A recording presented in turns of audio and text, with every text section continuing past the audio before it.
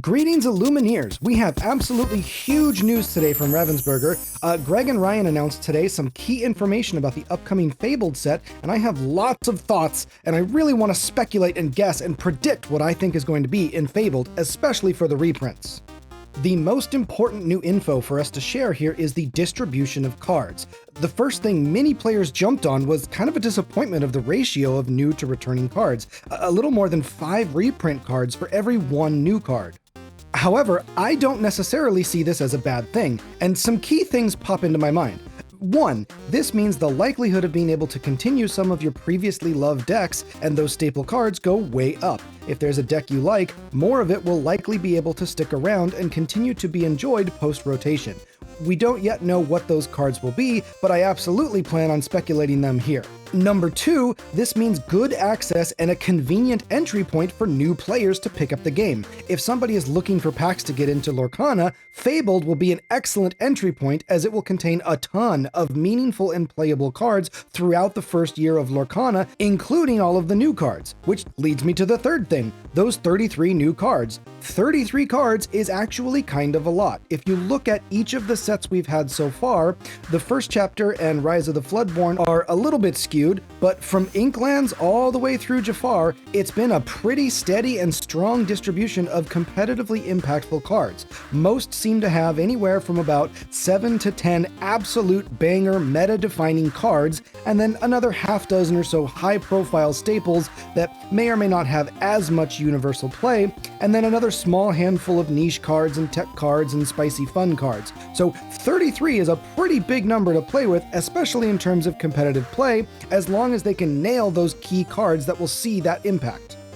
Speaking of impact, we also saw announcement of new distribution of rarities, including the higher-end chase cards. The ultra-top iconic rarity will only be new cards and only have 2 of them, but the epics and enchanteds will be split between new and returning cards.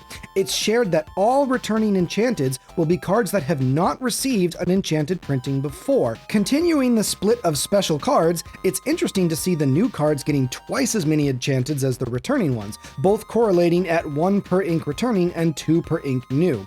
Epic seems to be all over the place, and I'm curious to see where those are going to be. Now down to the meat of the set's distribution. Looking at the legendaries and super rares of each, it's a clear line down 1 or 2 per ink for 6 new legendaries and super rares, 6 returning legendaries, and 12 returning super rares. I would love to take a minute and talk through some of the predictions and guesses for what those might be. Let's start with the 6 returning legendaries. Assuming 1 per color, what could these be? I'm going to make my dream list of what I think or hope they would be, and we'll check in later to see how good or bad my predictions are. So starting off with Amber, I'm going to predict Rapunzel gifted with healing. I think that's been a core staple to nearly any deck playing Amber, and has never really appeared broken or overpowered, especially once many players adapted to playing around it. Falling for Rapunzel traps is not nearly as common as it once was. Also a card emblematic of the game's fabled early years, and gives an excuse for those DLC promos to see more play outside of Infinity Constructed.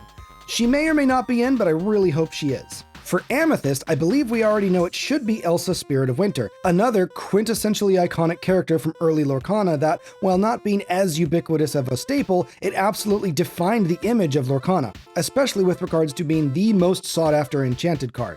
Emerald is a little bit tricky. I know Diablo is at the top of everybody's minds. I hope to never see that card again. For me personally, I want to go with Ursula, Deceiver of All here. I think she was, and still is, an awesome card that leaves some cool design spaces, provided there's enough song support in the 3 and under cost range for her to double sing.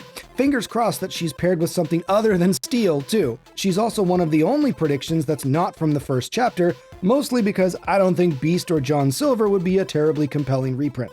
Ruby has already been confirmed that Maleficent Monstrous Dragon is going to be the reprint in that slot, another face of the game getting a great facelift for set champs. I haven't been able to play pretty much any of the set champs since winning back in Ursula's Return, but I will definitely have to make the time to try and win that gorgeous playmat and accompanying card.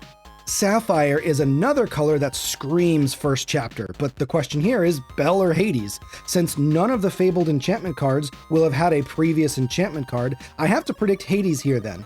Belle is definitely more of a princess than Hades, which is a big draw from collectability, but having already had a Chapter 1 Enchanted, I think she will be remaining in Chapter 1 while Hades Infernal Schemer gets the reprint here. Steel legendaries have absolutely spanned the range of playabilities. I think if we went for the too obvious choice of Beast, that's a little too on the nose, especially with the new Namari offering very similar effects. So then I have to think, is it going to be a meme pick like Gantu or a flavor pick like Mickey Trumpeter? Realistically, I think it's going to have to be Robin Hood, Champion of Sherwood. He did a lot of things and was a powerful card, but promoted interesting gameplay decisions between his multiple abilities that relied on challenging. Having mostly fallen out of favor lately, it would be cool to see him return. Next, I'd like to run through some super rare predictions. With 2 per color and nearly twice as many super rare options for our first sets, 74 compared to 48 legendaries, I'm just going to rattle them off pretty quickly, starting with Amber, which we already know Rockstar Stitch is going to be one of those. I think Ariel's Spectacular Singer is a safe bet unless they plan to use Ariel's Singing Mermaid as the key singer. Losing Spectacular Singer would hurt a lot of the song decks a lot, but keeping her would allow people to play many more songs that might not otherwise see play. I really hope to see Spectacular Singer, but if not, I could definitely see Pooh Pirate Captain filling that spot instead. Amethyst has an interesting spot in one of the most prevalent key arts in the early game as well, and a card that so many people, myself included, tried to make competitively viable for so long in Mickey Sorcerer. I honestly think he'll make the return if for no other reason than being a literal fabled icon of the early game, including plastered all over marketing material. As far as a playable second card, I'm kind of torn between Belle Accomplished Mystic and Peter Pan Shadowfinder, although I think I would skew more towards Belle, as her ability is a little strange and a little more interesting compared to the strict evasive utility of Peter Pan. Emerald doesn't seem to have too many flashy standout super rares, but if I had to pick, maybe Lyle Tiberius? Again, making for interesting challenge math, and maybe the Set 1 Bounce Genie? I don't know, I didn't really play too many of these cards, and it seems like a good mix of playable and iconic, but nothing really stands out in this color. Ruby has some tough decisions to make, but in the end, maybe not so tough. I'm gonna put my foot down and I will say both chair ladies come back. Lady Tremaine and Madame Medusa. Both are key elements to any Ruby control strategy and will likely be needed without Big Sisu since Maleficent is taking that legendary spot. Sapphire has some interesting options, but I think the most obvious choice is our big friend Tamatoa. I think if he comes back without Lucky Dime, he should be fine and fair. It's still a fun card to play that's not too overpowered. But the second one? I'm going to go a little off here, and I'm going to say Anna True Hearted. Anna and Elsa cards, especially in Blurple colors, seem to be getting a lot of love lately, and I would love to see that continue into the next rotation set. Maybe not the most exciting card, but I personally always loved it.